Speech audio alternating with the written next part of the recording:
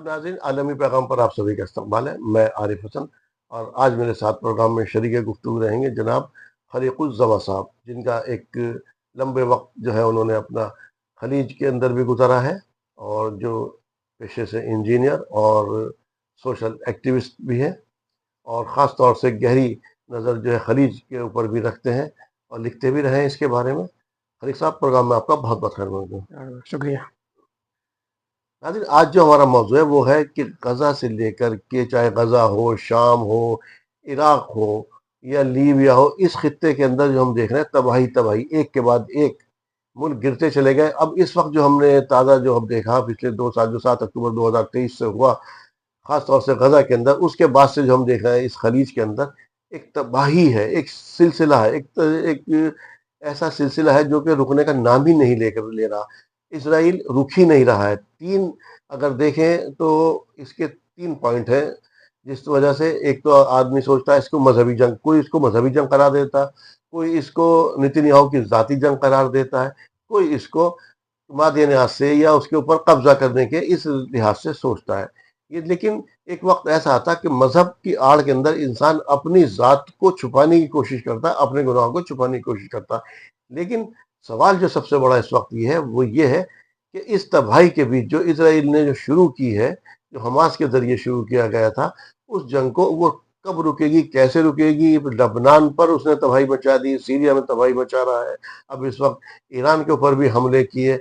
Iran ने हालांकि पलट करके हमले किया और ईरान ने इतना उसे फ्री पॉइंट नहीं दिया, या इस तरह से फ्री नहीं मिला ईरान को जैसे स्पेस, जैसे कि और जगहों पर उसके जेट जाते हैं, दंदनाते बमबारी करते चले आते हैं। लेकिन ईरान के साथ ऐसे नहीं, बल्कि 12 दिन के तसादुम के बाद कहीं ना कहीं ईरान ने अपनी शराइत के ऊपर जंग बंद की और आखिरी बार, जैसे उसने कहा था कि शुरू इसराइल ने की, खत्म हम करेंगे, तो आखिरी बार ईरान का ही रहा। लेकिन अब उसने दूसरी तरफ रुख कर लिया, कभी लबनान में बमबारी कर देता। अब एक नया मुहाजिर, खास तौर से सीरिया के ताल्लुक से बात करना चाहूंगा अली साहब, कि सीरिया के अंदर बिलाशुबा एकदम दंदनाते बमबारी कर रहा है, जो कि सीरिया का मुल्क है। एक इससे पहले, जिससे पहले उसकी गवर्नमेंट, बशर असद की गवर्नमेंट थी, वो कैसी थी, चाहे जालिम था, जो भी था, उसका एक गवर्नमेंट थी, पावर थी, मिलिट्री थी, वहाँ कोई दिखाई नहीं देता। देखिए, सीरिया को आप जो है एकदम अलग से तो नहीं ले सकते जी कि सीरिया पे ये कर रहे हैं। इसको तो आप इस तरह से लीजिए कि ये बात खुद इसराइल जब से बना है तब से, और 20-30 साल से अमेरिका भी कहता आ रहा है, उसको वो छुपा भी नहीं रहे हैं। जी वो बार बार ये कहते हैं कि नाम बदल जाते हैं। कभी वो कहते हैं न्यू वर्ल्ड ऑर्डर, जी कभी कहते हैं कि हम जो है मिडिल ईस्ट का नक्शा बदल देंगे, जी 57 मुल्कों के हम 200 बना देंगे। मतलब ये ठेकेदार हैं, जब चाहें जिस मुल्क को तोड़ दें, जब चाहे जिस मुल्क को जिसके साथ जोड़ दें। अभी कह रहे थे कि लबनान को हम सीरिया के साथ जोड़ेंगे, जैसे कोई जी जी बंदर जी बांट हो। तो ये इनका एक तमाशा है। तो इसमें सिर्फ सीरिया की बात नहीं, अब शुरुआत तो इन्होंने पहले अफगानिस्तान से की। जी अफगानिस्तान को उन्होंने खंडर किया, वो एक अलग बात है कि वहाँ रेजिस्टेंस बहुत तगड़ा हो गया। यानी पब्लिक ने, आवाम ने, पहले रशिया के साथ वो भिड़े 10 साल तक, और उसके बाद जो है वो अमेरिका के साथ भी वो भिड़ते रहे। वो उनके मिजाज के अंदर शामिल है। अब वो कितना इस्लामिक है, कैसी गवर्नमेंट है, वो एक अलग जी मौजू है। जी, वो अलग लेकिन बात बहरहाल है। उन्होंने हमेशा रेजिस्ट किया। इंग्लैंड के साथ उन्होंने रेजिस्ट किया, तारीख सिकंदर रही है आजम के उनकी। साथ उन्होंने रेजिस्ट किया, तो वो उनकी फितरत में है। उसके बाद वहाँ फंस गए तो रशिया भी निकला और इनको भी निकलना पड़ा। इराक को इन्होंने खंडर किया, जी इसी मंसूबे के तहत यासिर अरफात को जहर दे के इन्होंने मरवाया, और खुद उस औरत ने एक्सेप्ट भी कर लिया, जो रशिया भाग के गई थी, यहूदी लड़की थी, इससे जी love marriage, live in relation, जो भी कह लीजिए। जी अब उसके बाद जो है लीबिया, लीबिया की तबाही मचा दी। जी तो एक चीज़ आप देखेंगे कि जहाँ जहाँ फौजी ताकत थी और जहाँ जहाँ जो थोड़ा इनके साथ रजिस्ट कर सकता था, मुकाबला कर सकता था, उन्होंने उनका नंबर पहले लगाया। गल्फ को क्यों नहीं छेड़ रहे हो? गल्फ में उनकी पहले से ही फौजी छावनियाँ मौजूद हैं और मुकाबले की पोजीशन में है ही नहीं है वो, तो उनको तो वो लास्ट में लेंगे। वो जहाँ मुकाबले के चांसेस थे वहाँ उन्होंने किया। उसी में सीरिया में भी उन्होंने बदतरीन जुल्म किया। पहले अमेरिका आया, जी अमेरिका के साथ आईएस, मैं बार बार जी ये कहता हूँ, आईएस अमेरिका का मुखौटा था। जी जी आईएस के साथ मिलकर अमेरिका, नेटो एंड इसराइल का जो नेक्सस है, वो उन्होंने जो है वहाँ पर सीरिया को तहस नहस किया, तबाही की, बदतरीन उस पर घंटों बोला जा सकता है। उसके बाद अचानक वहाँ पर रशिया की एंट्री होती है। जी तो रशिया की जब एंट्री हुई तो ऐसा लगा कि शायद अब ये जंग जो है रशिया और अमेरिका की हो जाएगी। लेकिन आपने आमतौर पर देखा होगा कि अक्सर दो बड़े गुंडे डाकू ग्रोह आपस में नहीं लड़ते। वो क्या करते हैं कि फिर आपस में एरिया बांट लेते हैं और एरिया समझौता बांट कर लेते लेते हैं, भाई ऐसा है कि तुम उधर ले लो, हम इधर ले लें। हैं, वही यहाँ पर हुआ। हाँ, तो अमेरिका ने रशिया से कोई टक्कर नहीं ली, अमेरिका एक तरफ हो गया, हम थक गए, थोड़ा रेस्ट कर लेंगे, अब तुम थोड़ा कर लो। और रशिया का जो इंटरेस्ट था वो भी क्लियर है। रशिया का इंटरेस्ट ये था कि भाई आपने इराक को तहस नहस करके सद्दाम को हटाया, वो लेफ्टिस्ट आदमी था, हमारा आदमी था, जी आपने हमारा विकेट गिराया। यासिर अरफात हमारा आदमी था, हमास को आप छोड़ दिए। यासिर अरफात लेफ्टिस्ट था, उसको आपने ख़त्म किया। कर्नल मोहम्मद कज़ाफ़ी भी, वो फौजी तरक्की हुई, जो कुछ हुआ वो एक अलग मौजू है, कुल मिला के वो लेफ्टिस्ट था, जी वो भी कम्युनिस्ट था, आपने उसको भी हटा दिया। अब ये मिडिल ईस्ट के अंदर आखिरी विकेट है, भाई हमें भी तो रहने दो, हमको भी पैर जमाने की ज़रूरत है, हमें भी तेल गैस की ज़रूरत है, हमको भी स्ट्रेटजिकल लैंड की ज़रूरत है। तो सीरिया में रशिया इसलिए घुसा था, और उसका जो बेनिफिट मिला वो सबके सामने है। बेनिफिट ये कि फिर रशिया ने ज़बरदस्त यानी बमबारी की, वो ज़बरदस्त वहाँ कत्लेआम किया। और जो बशर भाग के रशिया के पानी के जहाज़ी बेड़े में बैठ के कंट्रोल कर रहा था, और पब्लिक ने दमिश्क को घेर ही लिया था, बशर जी मारा गया होता, जी नजीबुल्लाह की तरह बशर मारा गया होता, जी। लेकिन उसने उसको मरने नहीं दिया, बचा लिया, और दोबारा फिर उसको गवर्नमेंट वहाँ बना दी। इसके अंदर जो है रोल थोड़ा सा जो खराब रहा, इस पर ज़्यादा बोलने का मौका नहीं, वो ईरान पासदार निकला, हिजबुल्लाह का भी निगेटिव रोल रहा, वो ठीक नहीं था, चाहे वो पॉलिटिकल रहा हो, चाहे रिलीजियस तो रहा हो। ईरान तो उसका हामी था। ईरान, हम ही वही कह रहा हूँ, प्रो रशिया होने की वजह से ईरान शामिल हो गया।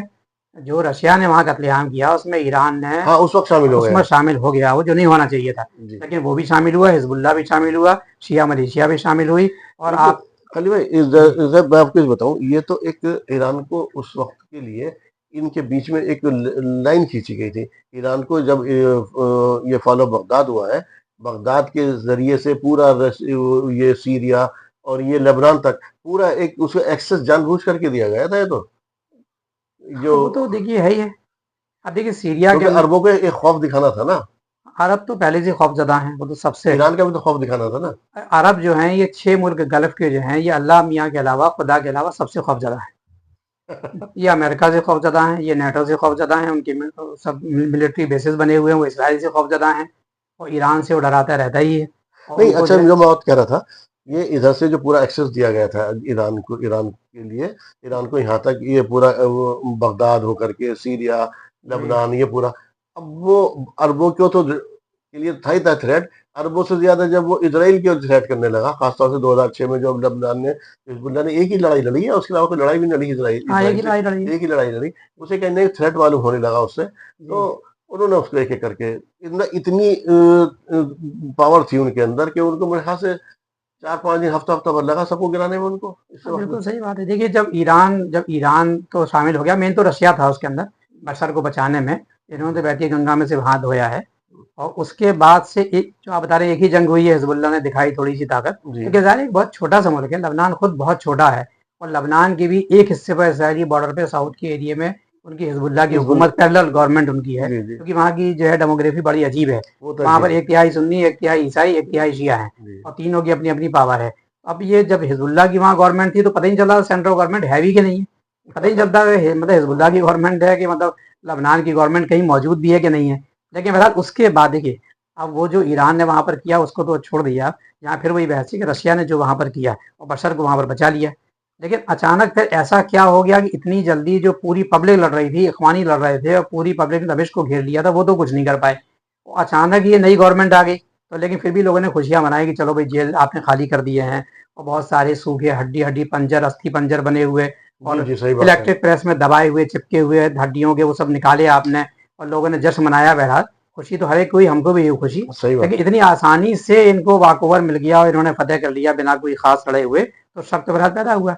अब वो शक ये सामने आ गया कि शक कुल तो उस मिला वक्त के, पैदा हो गया हाँ था। उसी में पैदा हो गया था। तो जी ये प्रो अमेरिका, प्रो नेटो और प्रो इसराइल गवर्नमेंट आ गई। रशिया को उन्होंने फिर वहां से, क्योंकि रशिया उलझा हुआ है यूक्रेन में, ना रशिया सीरिया को छोड़ता नहीं, लेकिन रशिया इसके बिल्कुल नहीं अंदर, लेकिन छोड़ता। यहाँ पे एक रोल और भी था, जी एक और का, जो कि हमारे खलीफतुल मुस्लिमीन अपने आप को बनने की अब कोशिश ये की तो देखिए। काफी काफी मैं बता रहा हूँ, तैयब जी अर्दोगान का जो रोल रहा, तुर्किया तो साथ साथ था उसके, जो जो लोग बढ़ रहे थे फौजी अब देखिए, तुर्की। यहाँ तो पता नहीं कितने खलीफा हैं, तो ये बुरहान साहब भी खलीफा हैं, तालिबान अपने को भी खलीफा कहती रही है, और फिर सीरिया की गवर्नमेंट भी किसी खलीफा से कम नहीं समझ रहे थे वो। तो खिलाफत इस तरीके से नहीं आती, वो नेचुरल वे नहीं, में मेरा जो आती है। कहने का ये है कि सीरिया को, जब वो सीरिया में ये लोग भागे हैं, बशर अभी जो तख्ता पलटा गया जी है, उसके अंदर जब बगावत हुई है, तो उसके अंदर तुर्की ने टेक ओवर क्यों नहीं किया? तुर्की तो बराबर हेल्प कर रहा था उसकी। देखिए, तुर्की ने टेक ओवर इसलिए किया, तुर्की नेटो का मेंबर है, नेटो जो कहेगा तुर्की उतना ही करेगा। तुर्की का इंटरेस्ट खाली इतना था कि हमारी जो बॉर्डर सीरिया से लग रही है वो सेफ रहे, तो उन्होंने वहां अपने कुछ फौजी बेसेस बना रखे थे, उनका इतना इंटरेस्ट था पूरी सीरिया पे कब्जा करना, ना उनका मकसद था, ना वो कर भी सकते, क्योंकि नेटो तो जिंदा है ना, तो मौजूद इसका इसराइल है। मतलब आपने खुली इसराइल को उस पे सीरिया पे बमबारी करने की खुली छूट दे दी? हाँ बिल्कुल, अब तो वो कर ही रहा है इस वक्त। अब क्या भाई करो, तो देखिए, उस वक्त कर रहा भाई था देखिए, भाई। भाई उसके देखिए, उसकी एयरबेस खत्म कर दिए, उसकी एयरबेस सब को खत्म किया, खड़े पहले ही खड़े कर चुका है खड़े, पूरा। जिस वक्त ये लोग कब्जा कर जी, रहे थे उस वक्त सब कुछ खत्म कर दिया था। हाँ हाँ, आपने उसे कैसे खुली छूट दे दी? छोटे छोटे आपने हथियार वहां पे के उसे साथ आप थ्रेट क्यों नहीं गवर्नमेंट किया? चलाइए, नहीं, मैं कह नगर रहा हूँ, आपने पालिका थ्रेट टाइप क्यों नहीं की। किया उसको वहां पर? हाँ हाँ, वो उन्हें करना भी नहीं था, वो तो उनका टेस्ट सामने, सबका सामने है कि तो बस फिर वो। इसका मतलब तो आप जी, जो एक तरह से आप इसराइल के साथ थे वहां पर। तैयब उर्दगान साहब डायलॉग बाजी करके और अपने को मिल्लत का लीडर और तुर्की का लीडर बनने की कोशिश करते हैं, वो हर एक के सामने है। बस ये है, वो सिर्फ अपनी पोजीशन बनाए रखना चाहते हैं, इससे ज़्यादा कुछ भी नहीं। वरना वो नेटो छोड़ चुके होते, इसराइल से ताल्लुकात मुनक़ता कर चुके होते, ऐसा उन्होंने कुछ भी नहीं किया। और बल्कि अच्छा, नाटो एक हालांकि सवाल आता है, नाटो में बने रहने का तुर्की को ऐसा बेनिफिट क्या मिलता है? अब नेटो का बनाना है भी, देखिए दुनिया के अंदर जब डायपोल गवर्नमेंट है, हम्म। यानी पूरी दुनिया डायपोल फिर हो गई है, पहले भी थी। डाइपोल की अब तो ट्राइपोल पोल हो हाँ, गई है। ट्राइपोल अभी चाइना तो थोड़ा सा रशिया के साथ है, हम अभी उसको डायपोल ही मान लेते हैं। रशिया प्लस चाइना को एक पोल मान लेते हैं, आधा आधा। और अमेरिका और नेटो को एक मान लेते हैं, इनको भी आधा आधा मान लिया, अमेरिका और नेटो को। एक लिहाज से डायपोल ही है कि एक ग्रुप ये है, ग्रुप ये है। तब तैयब उर्दगान साहब को तो कहीं ना कहीं रहना है, तो वो उसी नेटो वाले ग्रुप के अंदर है। ईरान को कहीं ना कहीं रहना है। ईरान जो है नजरियाती तौर पे नहीं, ईरान तो खुदा रसूल की बात करता है, वो जो भी वो फिक्र जाफरी है उनका, लेकिन कम्युनिस्ट तो नहीं है ना, कम्युनिस्ट नहीं है। कम्युनिस्ट नहीं, कम वो से कम जो उनका पॉलिटिकली रशिया के साथ नहीं, है। जो कम से कम जो उनका अकीदा है जैसा भी हाँ है, हाँ, उस पे वाले उन्होंने हैं। अपने अकीदे हाँ के हाँ, हिसाब से गवर्नमेंट बनाई है, एक वो इस्लाम उसकी के नाम पे बनाई, इसमें इस्लाम कोई के शक, नाम बनाई, और वो इस्लाम उसको के नाम पे बनाई है। उसको करने की जो फॉलो करने बिल्कुल, की कोशिश करते हैं, और जो भी कुछ बिल्कुल होता है करते हैं। उसके इस्लाम के नाम पे अपने अकायद के हिसाब से चलाने की कोशिश कर रहे हैं उसके बिल्कुल। अंदर। इसके अंदर सवाल एक और पैदा हो रहा है अभी, जब आकर के जो सबसे अहम सवाल है, इस इसराइल जो इस तरह से बेखौफ हर एक किसी को कुचलता चला जा रहा है, एक के बाद एक, इसे रोकेगा कौन और कैसे रुकेगा? ये तबाही कैसे रुकेगी? देखिए अब इस वक्त तो ये, यानी इसको किस तरह से कहा जाए कि तबाही कैसे रोकेगी, इसराइल को कौन रोकेगा। दो पहलू हैं। एक पहलू तो ये है कि मैं ये बार बार बात कहता हूँ, फिर दोहरा रहा हूँ, Israel is nothing. 50 lakh 60 lakh की आबादी, कानपुर शहर के बराबर या थोड़ा सा और ज़्यादा, तो एक उसकी करोड़ लगा कोई, लीजिए। हाँ हाँ, 1 करोड़ तो सारे 30% मुसलमान भी और अदर्स भी हाँ हैं, जी जी तो जी 60-70 लाख ही बसते हैं उसके अंदर। तो 60-70 लाख का मतलब लखनऊ कानपुर मिला दें तो शायद जी भाई जी। इतना भी नहीं है वो। तो उसकी तो कोई हैसियत ही नहीं है। जब से बना है वो, इस्लाम दुश्मनी तो उनके उसमें घुट्टी पली हुई है। ये तो, इसको बनवाया किसने? यूरोप ने बनवाया, इंग्लैंड ने बनवाया, फ्रांस ने बनवाया। तो कुल मिला के वो नेटो की और अमेरिका की फौजी छावनी है। वो फैक्ट है उसके इसमें। कंधे पे रख के बंदूक चलाते हैं, इसराइल के कंधे पे रख के वो बंदूक चलाते हैं, और कुछ भी नहीं है। उसकी तो कोई हैसियत नहीं है। इसराइल को आगे करते हैं बदनाम यही हो, और हम जो है बाबा नोबेल प्राइज की डिमांड करते रहे, ट्रम्प तो साहब। उस असल नोबेल इसराइल प्राइज नहीं पे है, तो पूरा एपिसोड करूंगा असल इसराइल इंशाल्लाह। नहीं है, असल है अमेरिका, उसके पीछे नेटो, उसके पीछे इसराइल एक मोहरा। तो असल बात ये, अब ये रोकेगा कौन? तो देखिए फिलहाल फौजी ताकत के एतबार से तो कोई रोकता हुआ नजर नहीं आ रहा है अच्छा, उसको। आपने एक बात की है फिर मासud के साथ, ईरान ने थोड़ा मुकाबला किया, नहीं इसमें ईरान में कोई शक नहीं, नहीं। अभी तो आपके हो जो सकता है तुर्की पे हमला करें तो कुछ मुकाबला कर ले, पाकिस्तान पे हमला करें कुछ मुकाबला कर ले, मिस्र में क्या होगा पता नहीं, फिलहाल तो सत्तारी से वो कितना मुकाबला करेंगे। गल्फ वाले बिल्कुल भी नहीं करेंगे, वेस्ट बैंक वाले बिल्कुल भी नहीं नहीं, करेंगे। मैं अभी सवाल जो मेरा ये है, इसराइल के नाम पर ट्रम्प को ना पैसा चाहिए ना कुछ चाहिए, और वो हथियार भेजता रहेगा। जी ठीक है। अभी जब यूक्रेन की बात आई, तो यूक्रेन के ऊपर उसने कहा, जेलेंस्की से उसने कहा कि तुम मॉस्को पर हमला करोगे। अभी रिपोर्ट है, कल की है, जी कह जी। रहे। तो वही चौंक गया कि क्या कह रहा है कि हाँ, अगर मैं तुम्हें हथियार दूं, इस तरह की मिसाइल दूं, तो क्या तुम हमला करोगे? बोले हाँ करूंगा।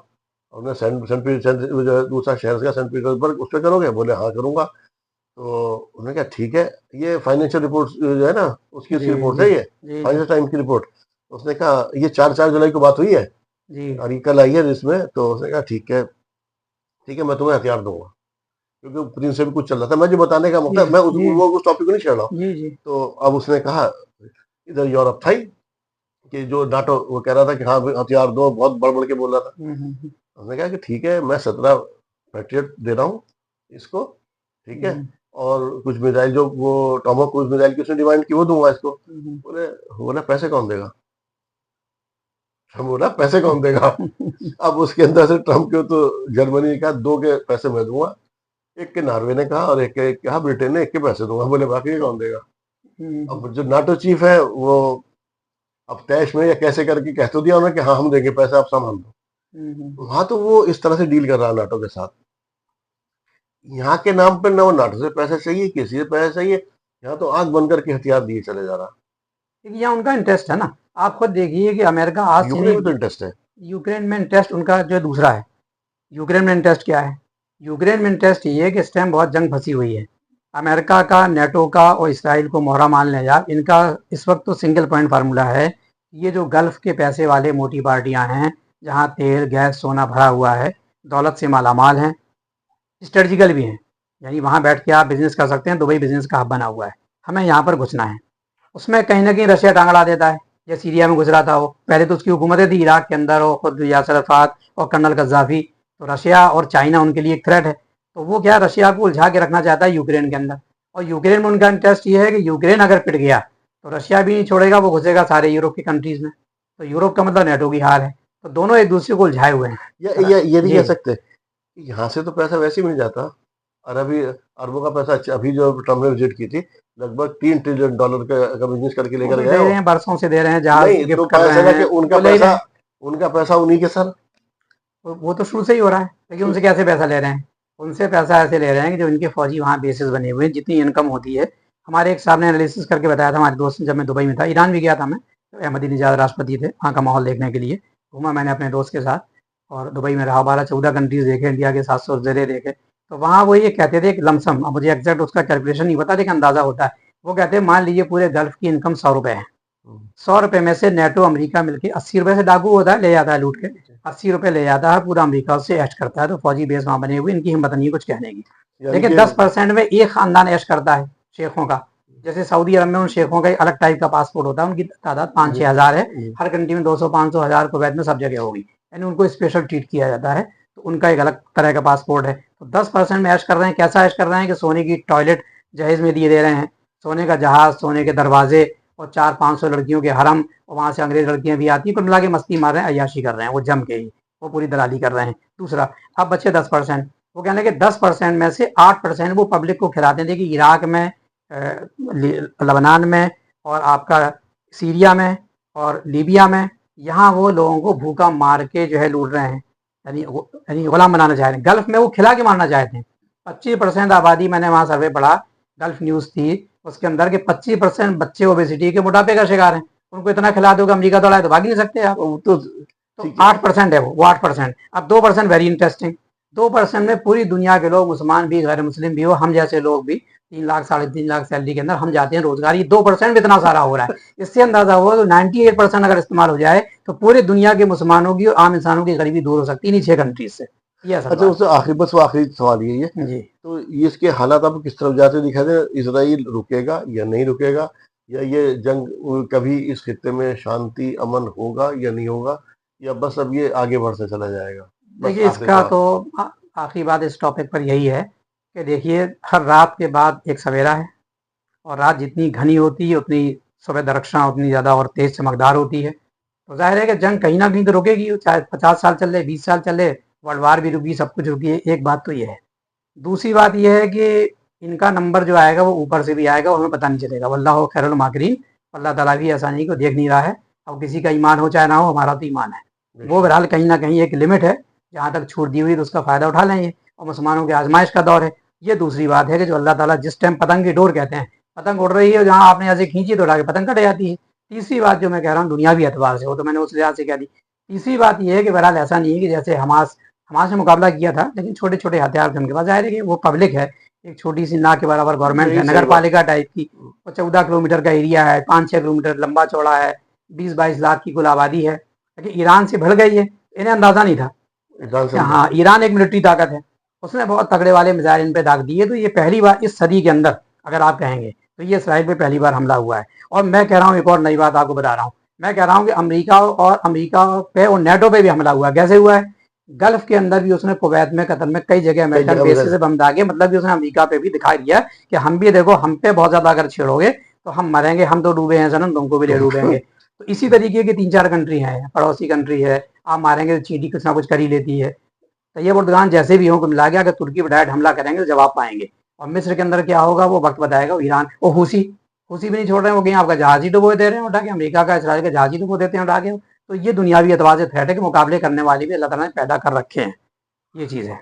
सही बात है। तो नाज़रीन, जहाँ तक बात है जंग की या इसराइल को रोकेगा कौन, रोका है वो तो खैर अल्लाह ही जानता है, कब रुकेगा कैसे रुकेगा। लेकिन फिलहाल अरबों में या वहाँ के आसपास के जो कंट्रीज हैं, मुल्क हैं, उनके अंदर तो कोई इस तरह का दम दिखाई दे नहीं रहा। और जहाँ तक नीतिनियाहों की बात, जैसे मैंने कहा शुरू में, 3 महाज के लिए, 3 चीज़ों के लिए जंग हो रही थी ये।